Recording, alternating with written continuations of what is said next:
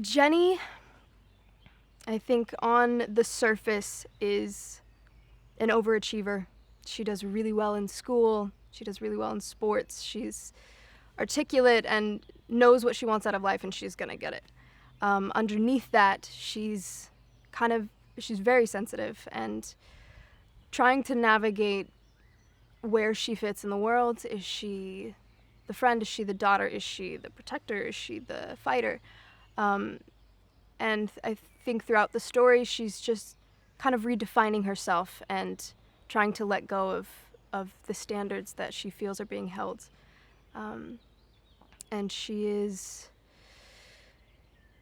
driven by a love for family. She's really close with her parents.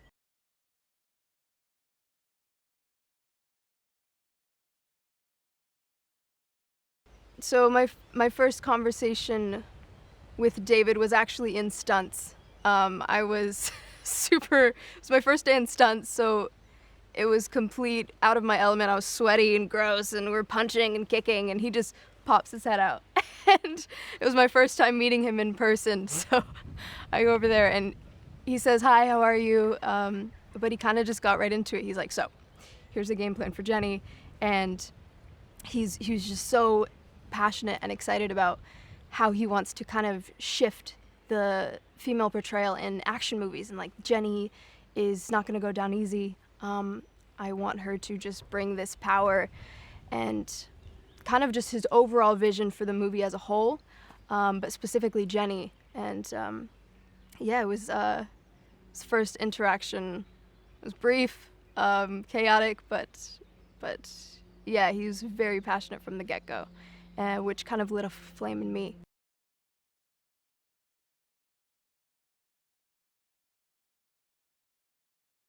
I remember reading the script and seeing her lines and just thinking, wow, I want to be her friend. I'm also mildly scared of her.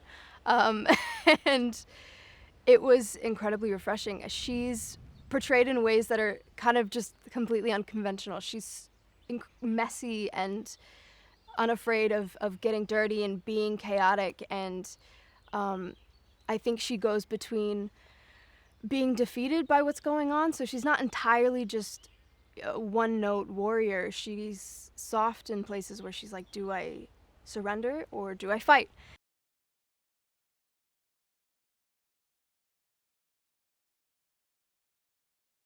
Jenny comes into the story right at the beginning. Levon is trying to get out of his life of chaos, and his boss's daughter Jenny goes missing. And she is this, to me, she comes into the story as almost a reflection of Levon in some way, in a different body. They're kind of telling a similar story, just in parallel plots.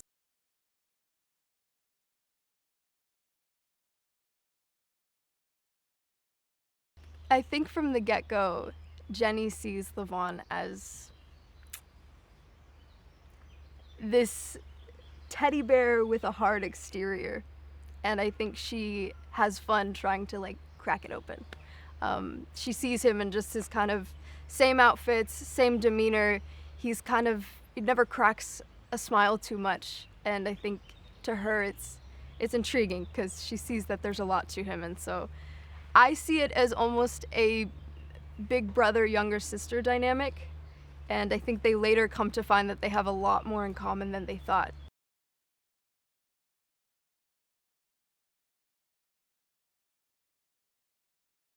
Working with Jason has been, I mean, he's Jason Statham. He's his own genre. He comes in, he choreographs his stuff. He's inspiring. He's really inspiring to work with.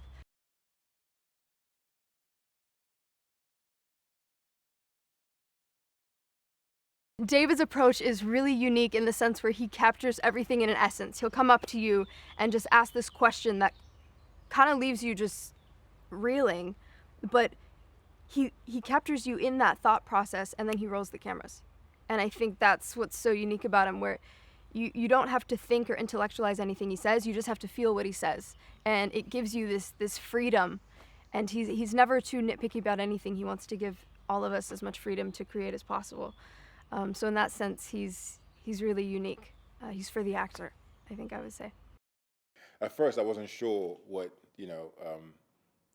how much of a character Dutch was going to be, because I only saw the sides, in the beginning. Then when I got the script, I was like, oh, Dutch is amazing. It's a G, and David was explaining to me how he's on this throne and this chair. I was trying to picture it, but it's more Game of Thrones type stuff. It's freaking amazing. So it's nice that Dutch has is a solid character in this. Like, he has his own world in this whole thing. It's beautiful. Yeah, I'm enjoying the process, man.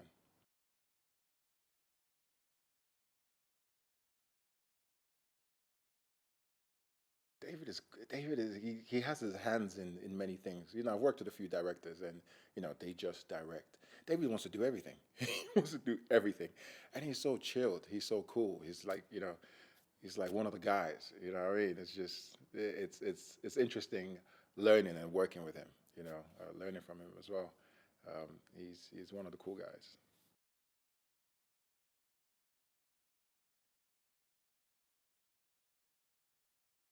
For me, when he talked to me about Dutch, it was really just a regular conversation. He called me into his office and said, "Oh, we just want to talk about the character." And we talked for about half an hour, breaking down everything, and I felt it was nice. It was something that I haven't really experienced with other directors. It's usually quick, couple minutes, you know what I mean? But David wanted to chill and hang out and actually dive into who the character was, who the character is. And even on set, when the lines are just guidelines, really. He throws in, "Oh, Chidi, say this. Oh, Chidi, say that." Some words I mess up in, and I remember there's a part where I said scanty, and he's like, "Escante," because it's a Mexican thing. I don't even know what a Mexican thing is, like escante, So yeah, it's freaking cool, man.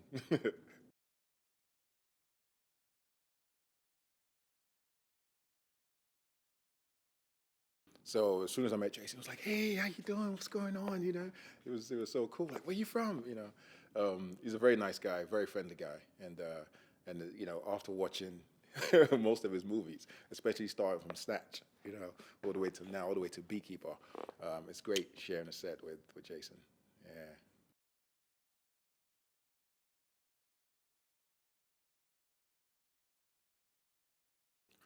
It's been great. I enjoy I enjoy the training because I came from a basketball background, so I'm used to 4 or 5 hours practice every single day. So the fact that they were calling me in 5 days a week, every week, for the past month and a half to come train, I was like, yes, bring me in. I'm ready. I don't care if my body's sore, my back is hurting, my knee is hurting. I'm coming in. So it was great training with the stunt guys, and I've worked with them before. A few of the guys I worked with in the last film I was on. So it was nice seeing familiar faces again. And yeah, it is pretty physical. In the final fight scene, the thing is that they give you so much, so much, in your arsenal. Then, of course, when you're finally filming, you're only doing about 20%. But I've got all this skill that I can use and take away. But even though I'm just going to use this much, so it's great. I'm learning so much, as in most every job I'm on. I like that I'm learning a new skill, new fight skill, new whatever. It's beautiful.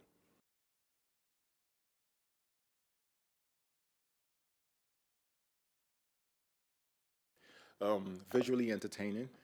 It's gonna be. It's funnier than I thought because in the script it doesn't. It just seems like a direct action film, but the characters are not what you think. Like even Dutch, in reading Dutch, I'm like, okay, this is what I get from Dutch. In the end, it's not. It's not who I thought Dutch was. It's totally different.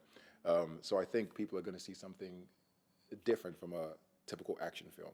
There's some comedy there. There's some sadness in there, and of course, it's going to be visually entertaining. It's David Ayer, so yeah, it's going to be great. It reminded me of Taken, so I thought we needed to put a little more of a kind of twist to the story. I think we wanted to modernize the girl's performance to give her agency and not be the victim, to be the opposite of what Taken was. So I thought that was needed. And then, of course, David was going to ramp up the action because of Jason. and ramp up the specific dialogue that David's so good at writing.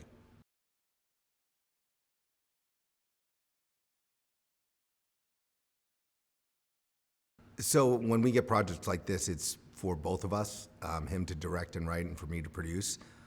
We just finished The Beekeeper with Jason, so he was very happy with the experience and wanted to kind of do it again quickly.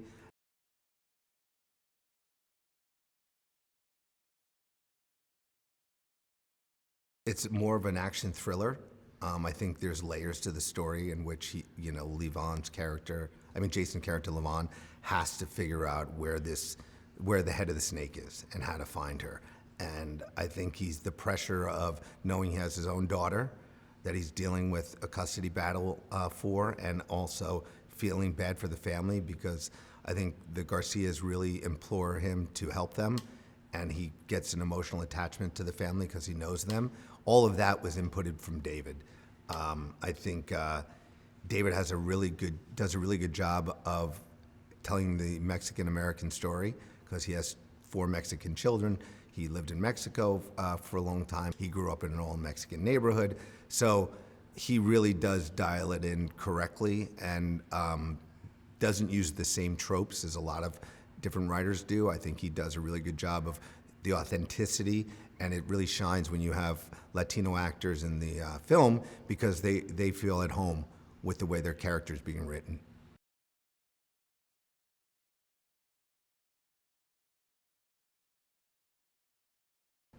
Levon, Cade, is an individual who has a military background. His wife has committed suicide, and he's lost custody of his daughter to her grandfather.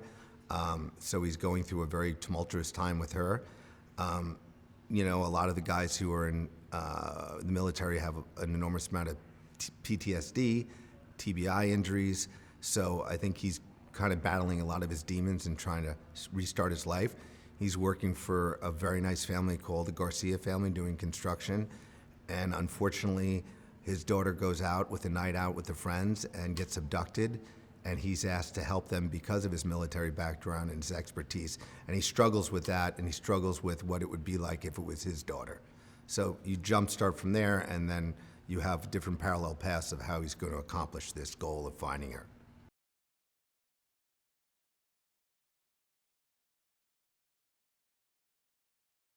He was excited to have a range of emotions in this.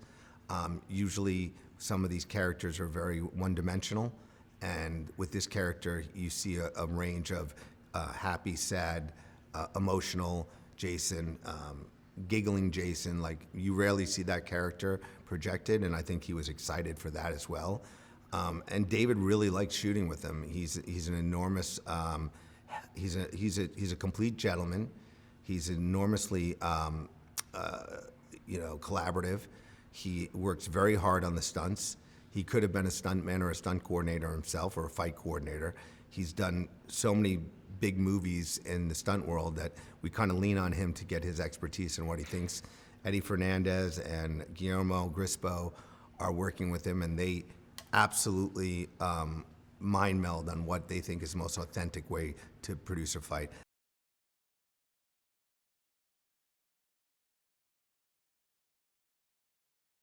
I think he kind of knows the routine with David. David's really hands-on, man, and David mans his own camera sometimes. David is very much improvisational with lines. He'll throw lines at Jason.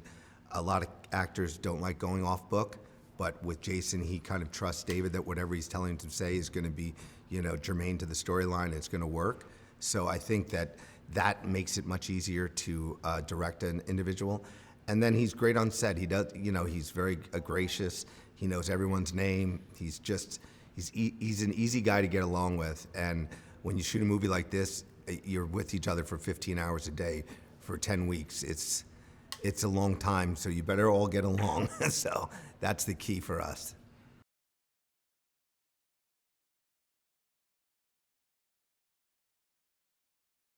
He just has a knack for knowing how a fight should be choreographed. He kind of reminds me of what everybody says about Tom Cruise, who does all his own stunts and, should be could be the #1 stunt person in America. But I think Jason is really fascinating because I rarely see us use his double. And his stunt double is a great guy, Tom, but he usually is right in the middle of it saying, hey, I want to hit this way. He's working with Eddie Fernandez and Guillermo Grispo, kind of figuring out what's the best angles. He knows camera angles. He knows where to look. It's kind of like watching a masterclass in stunts. I started in the comic book business, almost 40 years ago. I never really wanted to do anything else. Lucky enough to do what I love. I worked. I was 11 years on Batman. I'm considered one of the seminal writers on The Punisher. But I've written all kinds of comics. I've written The Simpsons. I've written SpongeBob SquarePants. I've written Conan the Barbarian, GI Joe, and obviously writing thousands of comic scripts. You sort of hone your writing craft and to make yourself a better writer. And largely, a lot of my comic work, especially The Punisher, informs my work with the Levon Cade character because I really enjoyed writing The Punisher. I like that vigilante justice genre. And when I no longer wrote The Punisher, I kind of wanted to still scratch that itch. And so I created Levon Cade.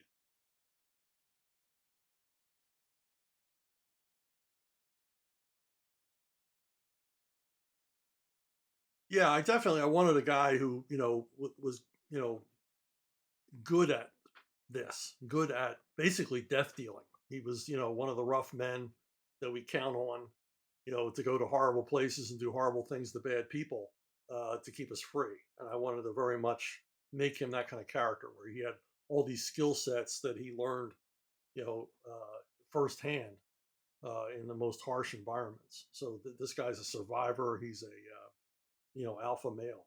He is a predator.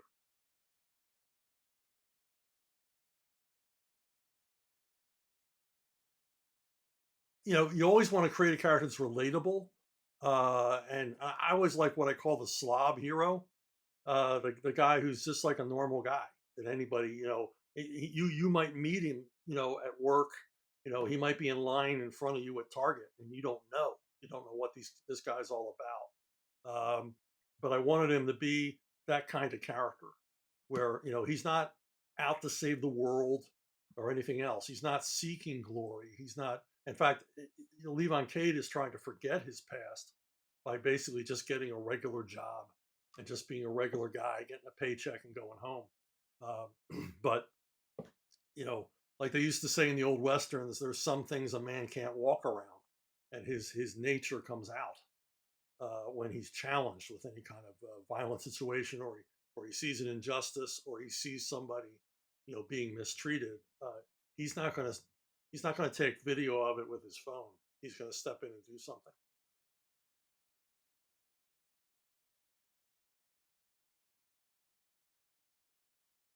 I think I was on like the fourth novel, and I sent him copies, and he read them. You send this stuff out, you never expect anybody to read it, and Sly read them and really liked them, and immediately got back to me and said, could we do something with this character? And of course, who better than Sylvester Stallone?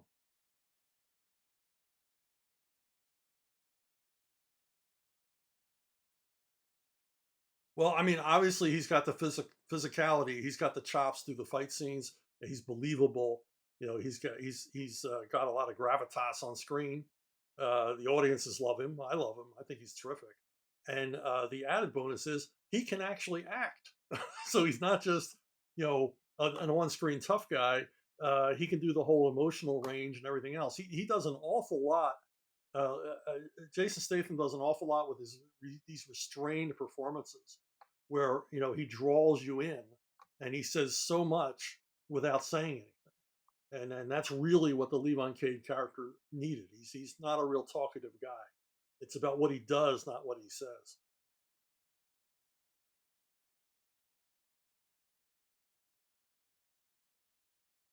As far as the action in the film and seeing it translated from the written page to the screen, it's a little trippy to see something that I thought of and wrote down. actually turned into a full blown, action set piece. And, and there's quite a few scenes in the movie that I immediately recognized. Watching it with my oldest son, I was like, yeah, that's mine, that's mine, that's mine. Because you don't expect everything to be translated to the screen. It's a different medium than a prose novel. I mean, I expect, there's going to be some changes made, but I was very, very happy to see some of the set pieces that I created. And when I'm, coming from a comic book background, it's all about action set pieces and constructing and building these things, and to see it, in motion, with stunt actors and all the rest of it. And and hell, it's Jason Statham, you know, fighting the fight that I thought of in my head. That's just awesome.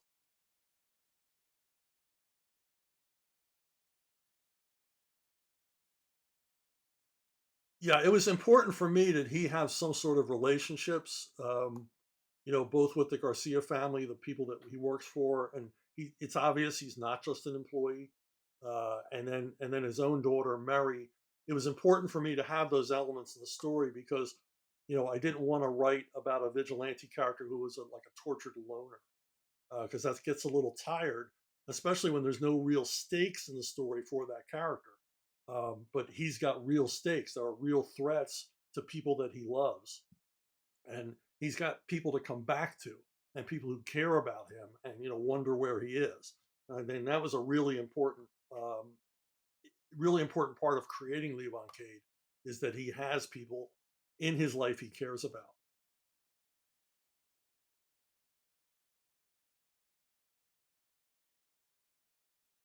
Well, I mean, that's another aspect of Jason Statham, is that he can be the toughest guy in the world, but then also a bit of a softie on screen, and it's believable.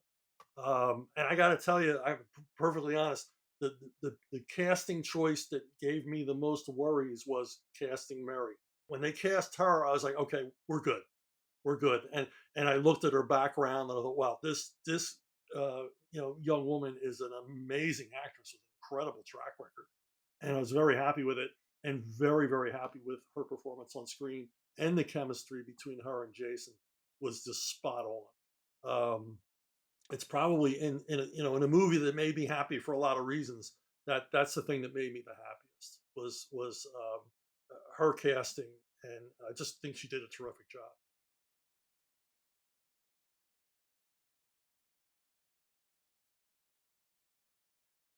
Well, Michael Peña was another cast member. I'm like, it's like, you have this Christmas wish of who you want to have in a movie, and when I saw Michael Peña's name, I was like, oh, I love that guy's stuff. I've enjoyed every role he's ever played, so I was real happy to see him as part of the cast.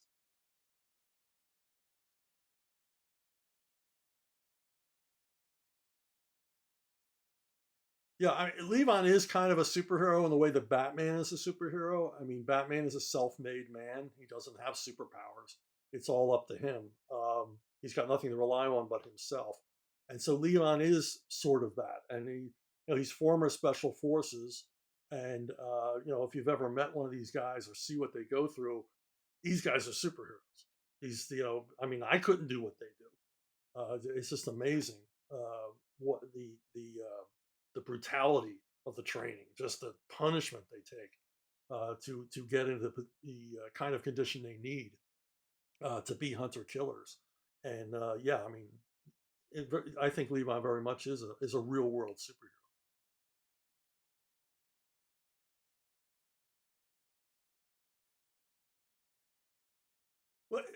Well, as far as the translation to film and audience reaction, I think we all have these things we love. We read as a comic book or a book or whatever, and then you see it come to life, and that's pretty cool. I mean, you get to see what you saw in your head, interpreted for the big screen. And I know Levon fans will be happy with this because it's got all the elements of the book, you know, there on the big screen with actors and sound effects and music and all the rest of it. So it kind of brings it to life even more. And I know they'll dig it.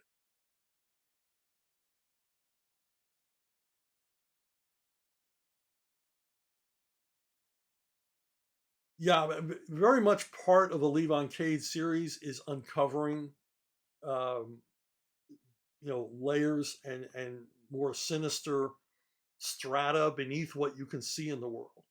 We all walk around in the world, and I think we're aware of these things happen, but we don't know it when we see it. And so his thing about human trafficking is, he realizes how deep it goes, how extensive it is. And as we read the headlines and hear more and more news, we realize this is a grave problem, and it's sadly an everyday problem, not only in the United States but all around the world. And Levon Cade readers know that as the series goes on, he becomes more and more basically an enemy of anybody who traffics people. Basically, anybody who engages in slavery, which is what it amounts to.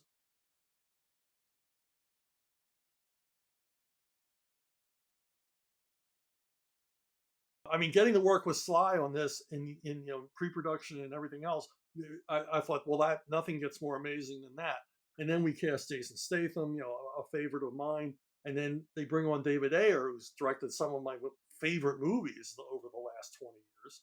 And I thought, well, I'm in really good shape here as far as professionals who know how to put together a kick-ass action film. So yeah, I mean, and then it's all come real as opposed to the trailer.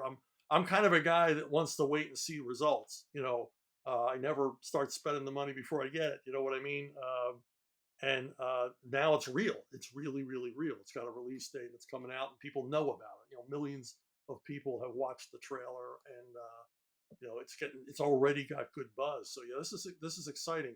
Part of me can't get my head around it, but the other part of me is very excited. Worked with Jason already. We really liked that relationship. I think we had great chemistry together, and it was obvious that we needed to do another film to kind of take things a little bit further, I think, in the director-actor relationship. And the perfect vehicle for that ended up being Working Man, which is based on a Chuck Dixon novel called Levon's Trade.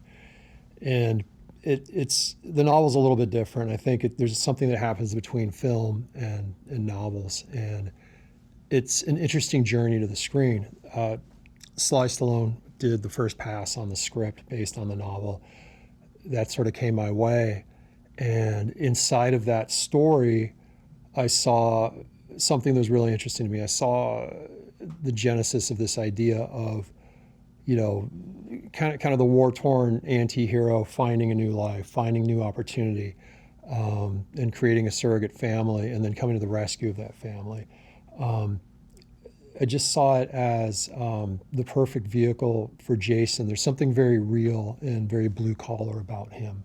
And the idea of seeing him in a construction environment and playing a construction supervisor seemed like an incredible way to ground him in our world. And I feel like that's where he excels as a character, is the more you can put him into our real lives, our real worlds, he really shines in that way. There's something just so kind of a guy next door. He could be your uncle, he could be your brother, he could be your father. And then creating this family around him was, I think, really the key to the adaptation.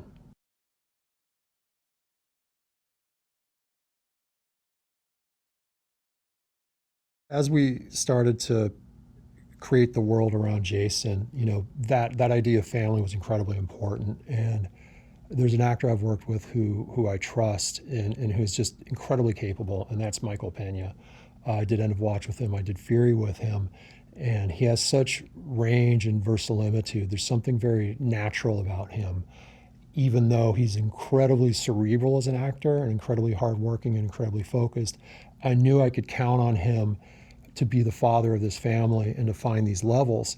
And then playing his partner is Noemi Gonzalez, who's just a fantastic character actor. Just such a strong presence and so believable and natural. They make an incredible team. And then importantly, part of that family is Jenny. And that's newcomer Arianna Rivas, who's really someone I think we're going to be seeing a lot more of. And she's somebody that is playing a character that is really an alpha, is really this young woman on this discovery of who she is, and she's on her own journey. and trying to navigate these very strong-willed parents. And there's a lot of love and a lot of fun, but a lot of intensity because Dad's a real estate developer in Chicago. It's a family office. Mom's there, so she's a little bit under their thumb. And then Jason just fits right in. He feels like, the adopted kid in a way, and he's surrounded with this love. And he's kind of the guy that, doesn't smile much and isn't the hugger, but this family pulls so much love out of him. It was the perfect chemistry.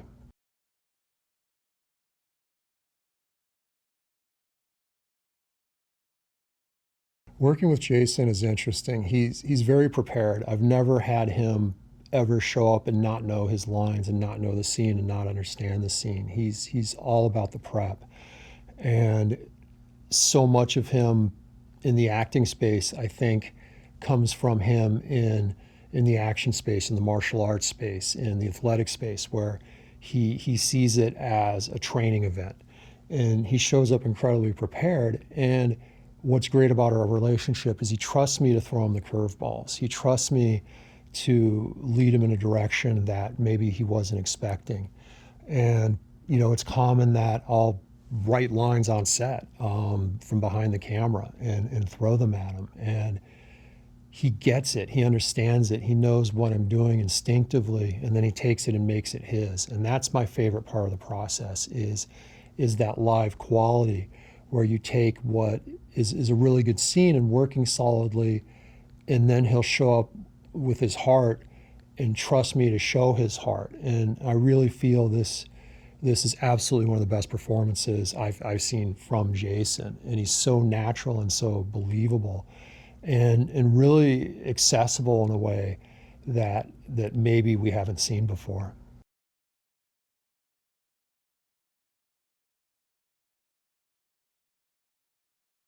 In Working Man, it's about the action. I'm going to be honest. It's an action movie that delivers in that action space for sure. But the previous collaboration, Beekeeper, had a very different action style. And it was these large set piece scenes and multiple attackers and incredible complexity, but also a bit fun and a bit heightened. And every movie has its own action grammar. And for Working Man, it really became about finding that balance between truth and believability, action style. He's playing a former British Marine commando and someone who is an incredibly trained soldier at the highest level. And so how do they fight? How do they use weapons? How do they move? And so that was something a lot of work went into, is finding that language, that body language, that action language for Jason that made sense for the world we're building around him. And I felt like we achieved the right balance between incredible action set pieces that have really dynamic movement, but also a nod to the truth of combat action.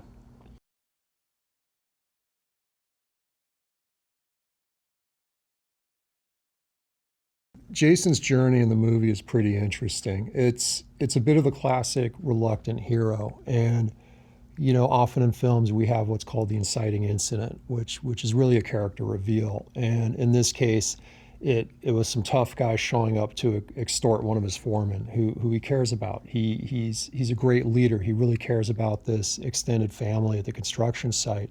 He's a good boss, and he cares. And so when one of his people gets threatened, he has to turn on the thing he's been trying to keep off for a long time. And that's that violence, that military violence, that calculated, tough, hard-charging aspect. And it sort of becomes one of the dominoes that sets up his entire journey, because it really tells the audience who he is and what he's capable of, but it also reminds him of who he is and what he's capable of. And that knock on the door, eventually he has to answer.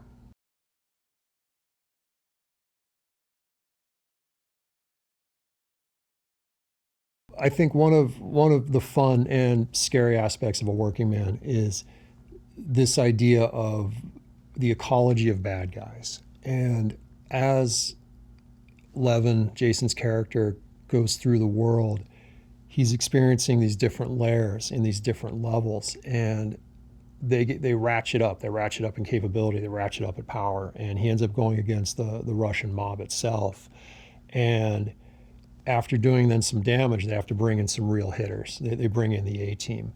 And so I always say that the greater the villain, the greater the hero, the greater the accomplishment in defeating that villain. And it's also important to have bad guys we love to hate and bad guys that look cool doing it. So I think we get all of that. And it's a true testament to this character that Jason's playing, that he can go against guys like this and he knows what to do. And he always has the answer no matter how difficult a problem they present him. So some time ago, I had the fortune of working with David Harbour in End of Watch, and he's just gone on to do absolutely spectacular things. He's always been just an incredible actor, and what I love about him is there's a realism and a gravitas and a presence he has.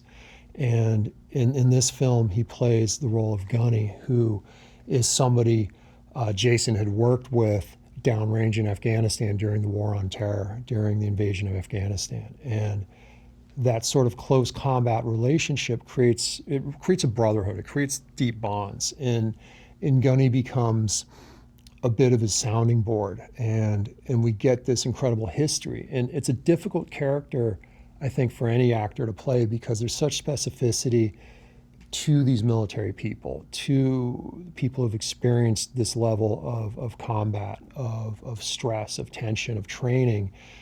And there's almost a very particular personality they have. And as I like to say, you know it when you see it.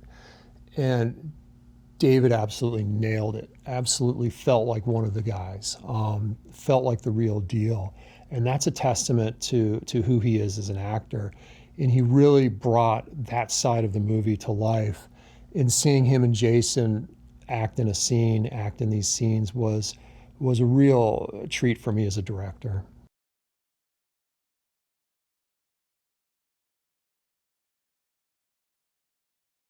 So one of the interesting Russian characters in that wild menagerie is Jason Flemyng, who plays Volodymyr, who's a Russian mafia captain. Jason Flemyng has an interesting backstory in that he's done work in Moscow. He's worked in Russian film. He knows the culture. He speaks Russian. So to have such an incredible actor who has that background and ability, and not only that, he's great friends with Jason Statham. They actually, off camera, spent a lot of time together. And so what that allowed was a challenging playfulness that you don't normally get, a chemistry that you don't normally see. And one of my favorite scenes in the film is there's a poolside chat, which gets a little heavy at the end. And just filming that was an incredible pleasure, and seeing how they supported each other as actors. And Jason Flemyng plays such a strong, powerful, interesting, colorful character. He really brings that aspect to life in a way that I didn't expect.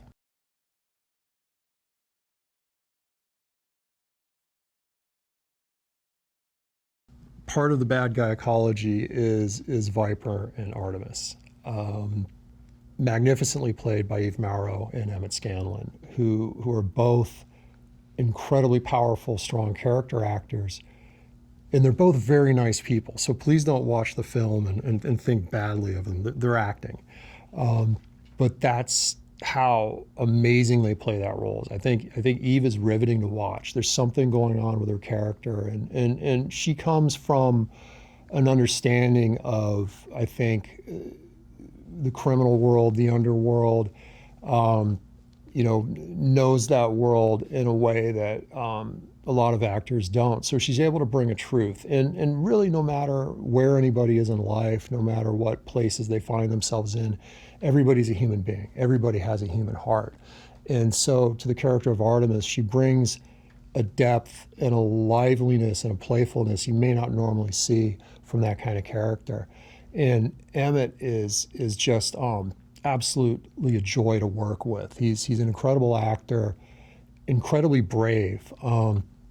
And I pushed him to a lot of tough places, and he plays a really difficult to play character, yet is really compelling and really riveting to watch. And them as a team, as a duo, they're formidable, they're scary, and we love to hate them.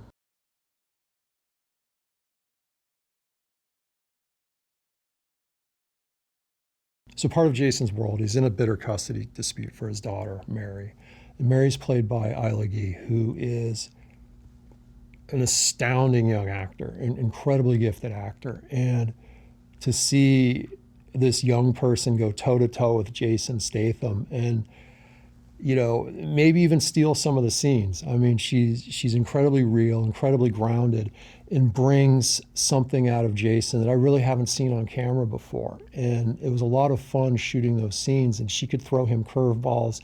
She could make him laugh. We'd call cut because he just cracks up. She'd crack up the whole crew. And there's a lot of fun and a lot of spirit in her. But most importantly, there's a lot of truth and awareness and wisdom in this young person. And her story allows us to get more into Jason's heart as a father and as somebody who would come to the rescue of this surrogate family when their daughter is in danger.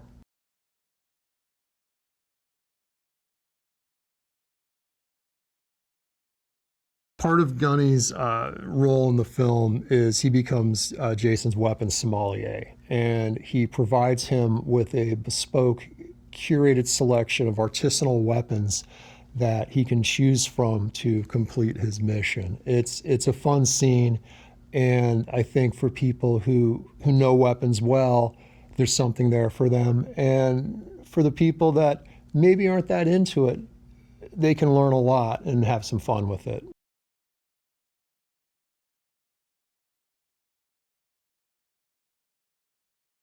So for me, one of the most challenging and interesting kind of action scenes to film is what I call the phone booth fight, which is where you have a fight, an action sequence in a very contained space. And in this case, it's the back of an electrician's van once he's kind of captured and wrangled by the Russian mafia.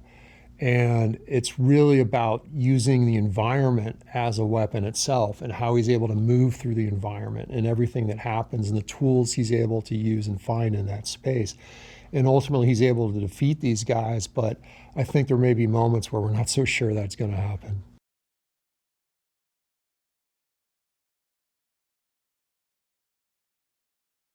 One thing about Jason's character in A Working Man is everything becomes a weapon. So be careful. He's going to use whatever he can find in the environment. A bucket of nails can become a great way to go against somebody with a gun.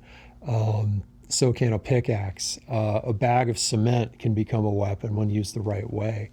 And it's fun to watch him in that construction scene fight initially, problem solve using the tools he has. And that's what I enjoy doing as a director, because every tool, everything has to be doubled. You have to create props. You have to create soft rubber props. You have to have safe cement powder you can hit another actor with. And that sort of problem solving and choreography, when it comes together, can create a fun and unexpected action sequence.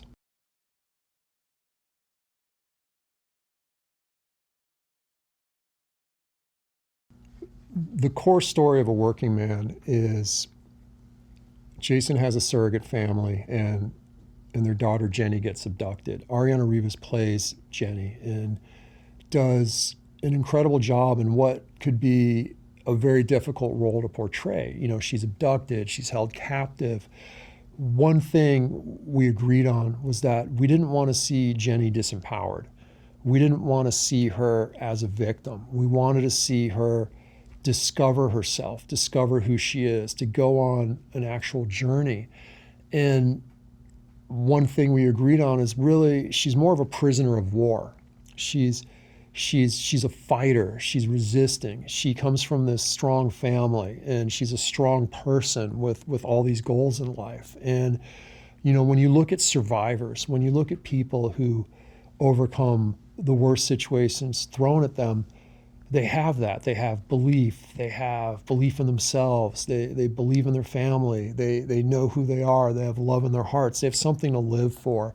And I think that's very clear in Arianna's portrayal of this character is you root for her to escape, and you really believe she can. And Arianna's tough. You know, she can ride horses, she can fight, she can do all these things. And that was something that was very important in the casting, was having somebody that could believably survive and resist and maintain that will to succeed. And by the end of her journey, she's kind of rocking side by side with Jason, and they're doing some pretty interesting things together.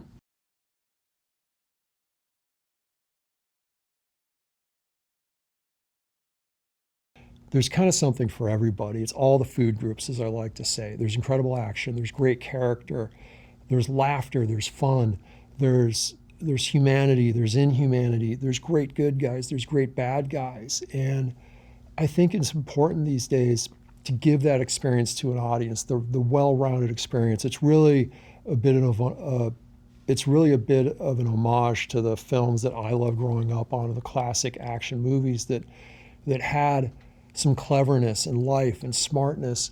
It's a beautiful film to look at. It's well shot, it's well acted, it's well put together. It's a great action experience, but it's a great story. It's a great drama with characters we care about, and it's something everybody can watch. It's not made for one segment of the audience. It's made for the entire family, and it's almost its own genre. You could kind of call it a family revenge film.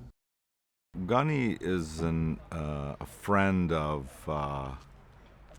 Jason's Levon character. I think Gunny might call him Levon, but Gunny is a guy who's been on several, sort of teams with him and has served with him and on various tours. So they're military buddies. They're sort of brothers in arms. And I think in the story, Gunny functions in several different ways, but the biggest way that he functions, I think, is a mirror to Levon's limitations. And I think that, in the scene we talk about him wanting permission to do things, but I think also Gunny's been a product of Levon's failure to a certain degree, his blindness. He's blind because Levon wasn't able to save him from being hit with this thing. And I think he reminds him constantly of his sort of vulnerability and his limitations as a man. I think that's part of the reason for the character there, is to check him, to tell him that he's not immortal and that he's not perfect and there is collateral damage to his actions.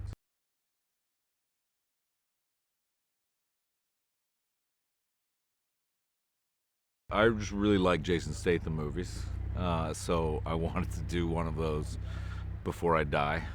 And then the other thing was I wanted to do another David Ayer movie because we've worked together in the past twice. I did a movie called End of Watch with him, and I did a little bit in Suicide Squad as well. And David and I have known each other for years, and I think he's a really great writer, director, and has a very specific point of view and a very specific, deep flavor take on the world. And, it's nice to dip into that.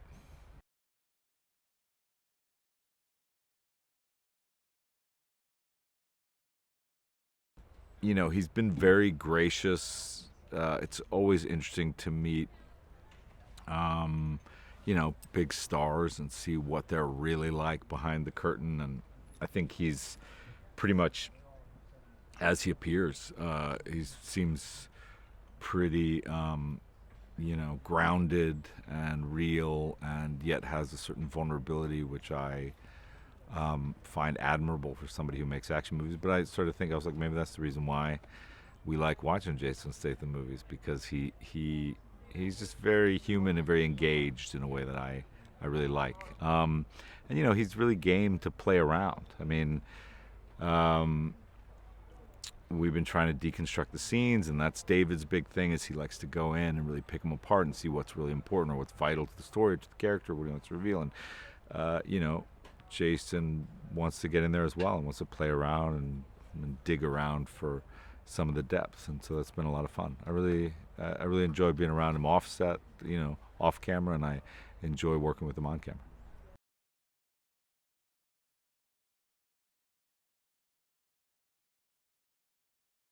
I think he's a real searcher, David. Like, I think he's really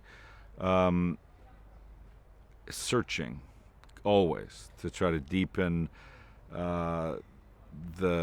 and he's not precious, which I really like, but he really wants collaboration. He really wants the actors to bring things. He wants the prop guys to bring things, the lighting. I mean, he really wants other people to enliven this world. And, you know, as I say, that can sometimes be rare with writer-directors, but I really like that. So it's always a bit of an adventure with him.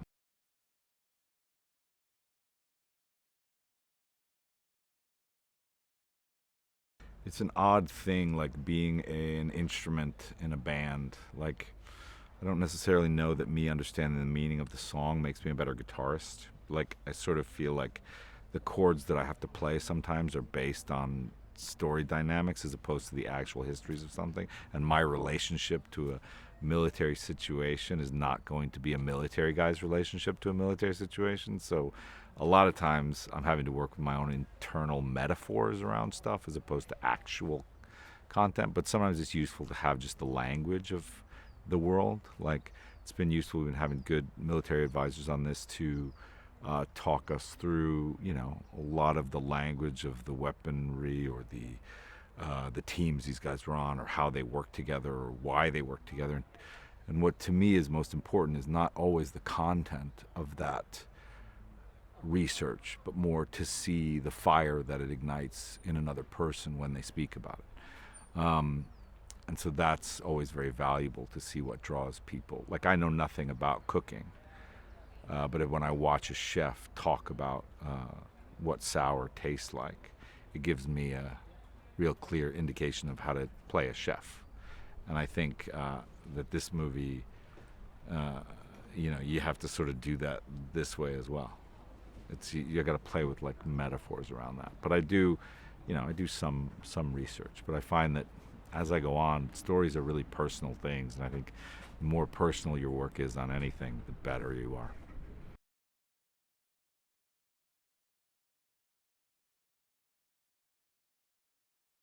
My character sort of enters early in the movie and then kind of finishes the movie as well. And so we're starting very early when Levon comes here to try to figure out whether or not he's going to be able to accomplish the task, and sort of view me as this mirror, as said, to his limitations, and to see if it's, you know, if he's able to let go of some of the guilt of what's happened between us, to be able to be called to action. And then we're also shooting the end where he comes back, and we sort of wonder if he's ever gonna be rid of this drama in his life. So we've been shooting that. We're out in this cabin, this beautiful cabin. It's like a fire pit, and there's some you know, lovely woods and stuff. The production value is amazing. It's a pain in the ass to get here, which is always great for production value. But it's beautiful, and you know, we're sort of trying to carve out like what this brotherhood is between these guys, and try to find that. Well, Levon is the main character and Mary is his daughter, and she is so she lives with her grandpa, and her mum has passed away, and she's a bit sad about it, but she's not always like dwelling on it. And Levon has to go and fight some people who are don't like him and are like quite bad, and then so I'm just staying with his friend and his friend's wife for a while, and then eventually he comes back and he's like all been like beaten up and stuff, but it's nice. Like, we have quite a close relationship, me and the dad, so it's nice.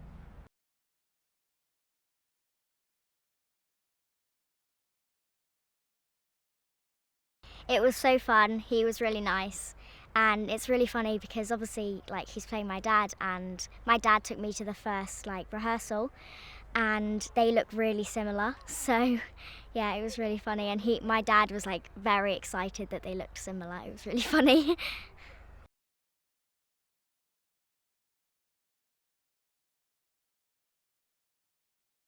Yeah, it was really helpful to like watch how he does things and how he performs and what he does like behind the scenes. So that was really cool to see and learn from and like take some notes and apply it to myself.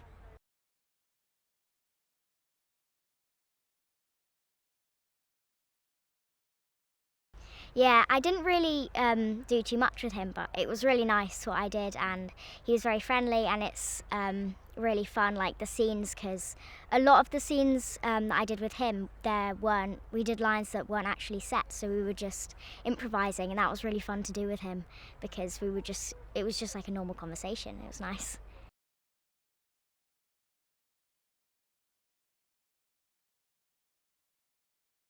He's really nice and funny, and it was always good. Like, he often says, like, I don't want to rehearse it too much because I want you to put your own, like, for it to be real.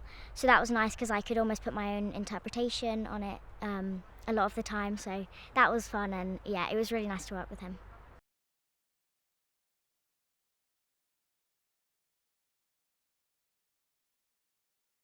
I'm hoping that they will enjoy like the action part of it, and well, I'd like them to enjoy all of it, but like I'd like them to enjoy the action and the scenes where like a meaning is like being portrayed, like the really meaningful scenes. Like that would be nice for them to feel that too. Me and Jay have been mates for years, and we see each other every week, and there's been our careers are very different. Well, obviously, we met on Lock, Stock, and we did Snatch together, and then we did Transporter 2, and we've done, I can just see him, he's outside, and we've done a load of different silly films together. But for the last sort of decade, we've not really managed to do anything together. And then there was a part in Expendables, and that didn't happen because I was doing something, or the producers didn't approve, whatever, blah, blah, blah. So this has been like the third or fourth project recently in the last 4 or 5 years that have been a possibility of us working together again. And it's fun, you know, I mean, that's the honest truth about it, is that it's just fun working with Jay. And he's busy, you know, so it means I can spend a bit of time with him, which is great.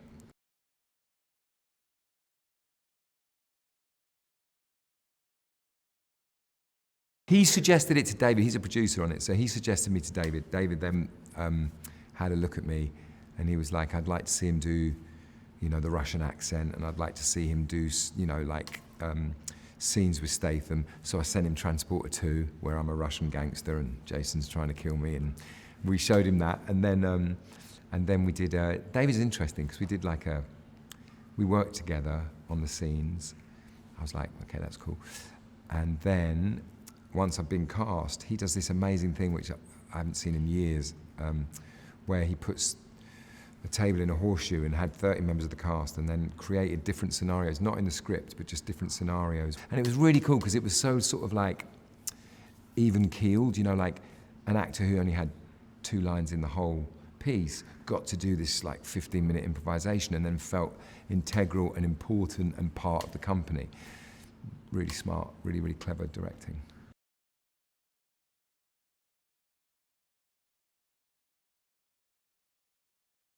He's doing it because he loves doing what he does and he's great at it. And he did a job with David Ayer before doing The Beekeeper. It worked brilliantly. Their relationship's great. Jay respects David and sees that he's he can get a performance out of Stath that maybe some directors couldn't. So it seems to be a very amenable kind of partnership, and it works really well.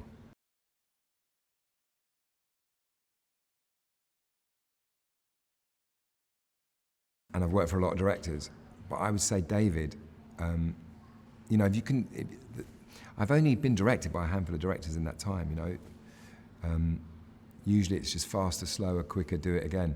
And David's much more cerebral than that, and yet not cerebral at all. He's very instinctive, but he's one of the handful of people that's ever directed me. So I've really loved that. It's been a great experience, and I'd jump at the chance working with him again.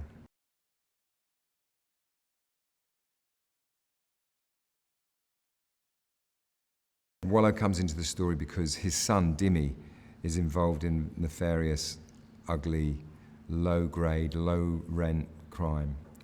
that my family has managed to rise out of on their leaving of Russia and arrival in America. They've got a much better class of criminals. And Dimmy, because you think he's a bit of a junkie and he likes a bird, he's still very much involved in that side of things. So that's why his actions, like a magnet, bring trouble. And what follows trouble is Levon and Statham. Levon, who's left a lot of his past in the past, and he used to be in the Royal Marines, and he was a bad mother flower. And David Ayer seems to do movies about people like that, and he's got a particular skill set. Like if you ever really know any of those guys, I'm like, they're like superhuman. They're like the real heroes, man. Some guys will go on a 3-day mission and all they need is water and bullets, you know. And he's one of these guys. And you know, Jason's a perfect dude to play with somebody like this. I play his boss. You know, I run like a family business, and he's part of the family, and we treat him like one. And he's kind of an outcast, and we bring those people in, you know. And he seems like, you know, part of the family. Something happens to my daughter; she gets abducted. Obviously, we're freaking out, you know, just like any other parent would, and you know, we beg him if he can please help us out because we know.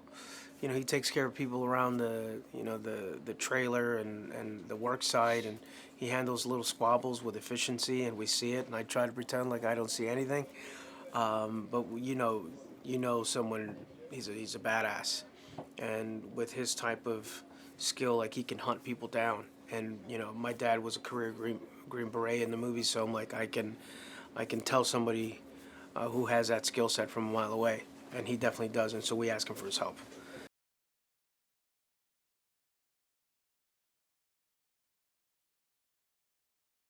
This crazy dark world, you know, that we live in, where this thing is almost normalized of being trafficked, and you know, there's a big business to it, and you know, this movie kind of shows some of that, and it's kind of weird when it's just like normalized the way it is.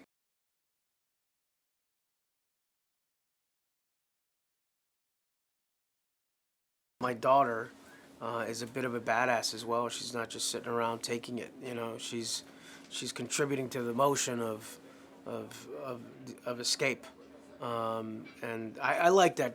You know, it's not just she's not just there waiting and you know being a rag doll or whatever. She's being active about it.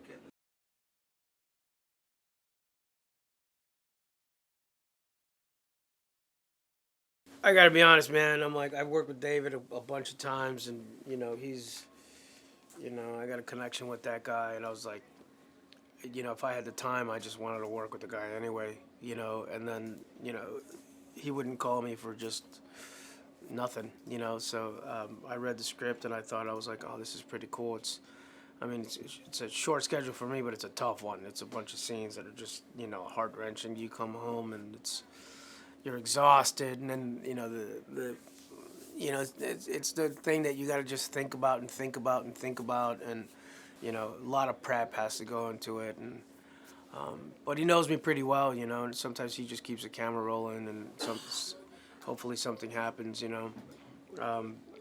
I just love working with the dude, you know. It's my third movie with him. Could have been a couple more, and it's, you know, he's just such a great writer, and also like Sylvester Stallone wrote this script. Like, you got to be kidding me. I'm a big fan of his. You know, he's a pretty good screenwriter.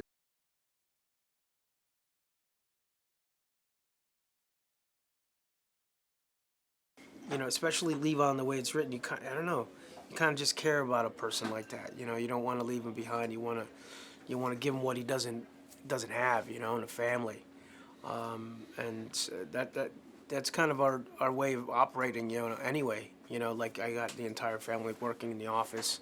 It's a makeshift office here, you know, and that's kind of the Garcia vibe. And what's cool about it is that it's very Latin, man. It's the vibe. Like, we shot a scene here on Monday, and it was like it was. I mean, that's kind of the way it is, to be honest with you. I mean, if you go to David's house, especially when we're shooting End of Watch, I'm like, it was exactly like this. I was like, well, you know, Grandma lives here. I'm like, damn, dude. I'm like, you know, it's always eating. Shit, dude. Like, you ate all the time, so that's real deal. I remember coming back to Chicago. That's exactly what my mom said. Is like, I need food. And I was like, no, I'm trying to stay shredded. And she's like, no, you need to eat. And it's just the subtlety and the vibe. It's cool because I'm like, not a lot of people write that stuff. So you're always really appreciative when someone does.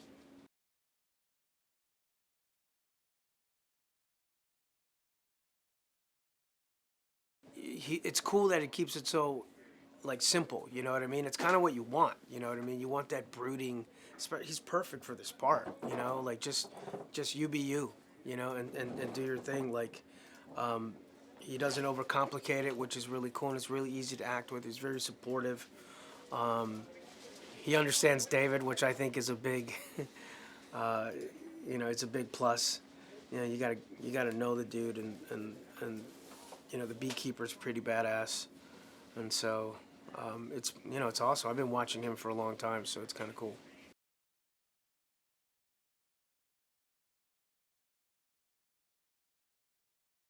Now to see this come about, the next generation, and just like selfishly as a Latino, like seeing a young Latino like come up and have this opportunity is just amazing. And she's awesome. She wants to learn. She really cares about the story. She sees what David wants with other actors, and sometimes you got to fill your mind full of a lot of dark stuff in order for you to get there. But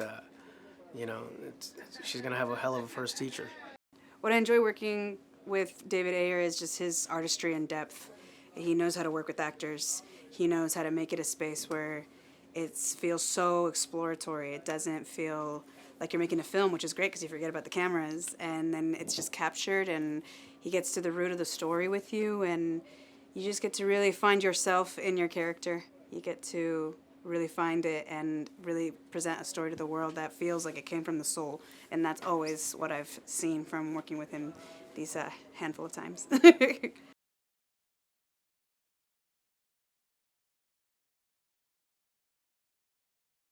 Carla Garcia is a pillar of strength for the Garcia family, for the movie. She's a perfectionist boss lady that is in the house, that is incredible executive of all functions. And so we see her at the top, where you see just a familiarity of the family vibes, the closeness of Mexican families working together, and you really see the love between, husband and wife, and then mother to daughter, and even Abuelita gets in on the action.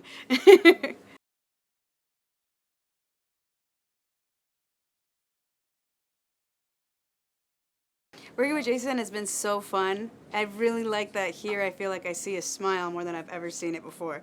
We were having a really fun scene, and he just boomed right into the room. Was like, that was so great. Like, he was like ready to get into it, and was so generous with his time afterwards when we just were chatting with him and Michael, behind the scenes, and it was really nice. I don't get to see him in action as much because obviously it's a lot more loving for me as Carla, but it's really nice to see Jason in this light.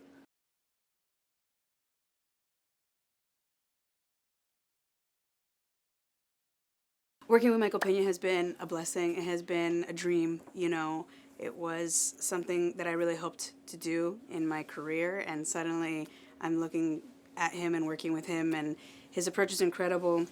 He has a week here because he's a busy man, and he's been really generous and really collaborative with me on like, hey, I was thinking this for this scene, or super animated, really funny, really fun, and just a powerhouse of talent. And I'm like a sponge learning everything I can from him. But it's been really cool to see that he's been willing to be as exploratory as David. So it just makes sense that him and David have worked together so many times. And then I can see him as an actor and what he does to just do what he does. He's so talented, yeah.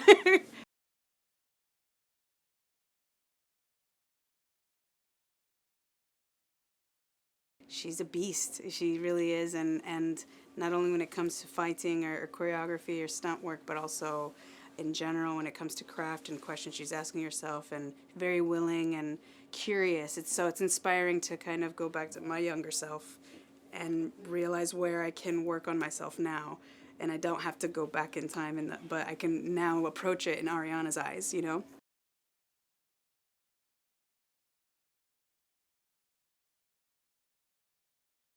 The Garcias trust Levon because you get to a certain closeness, especially with Mexican families or Latino families, where you are a part of the family, and you really, it's. They might say blood is thicker than water, but actually, in a lot of ways, you're almost closer to the people that show up for you. And Levon is so reliable and loving in his own stoic way that we know that we can count on him, and that he loves us as much as we love him. And so we know that he's the man for the job to obviously take such great care of the company that we hold so dear, that has helped us in so many ways. But especially to do this task, we know we can be vulnerable with him because he's seen it. He's been around.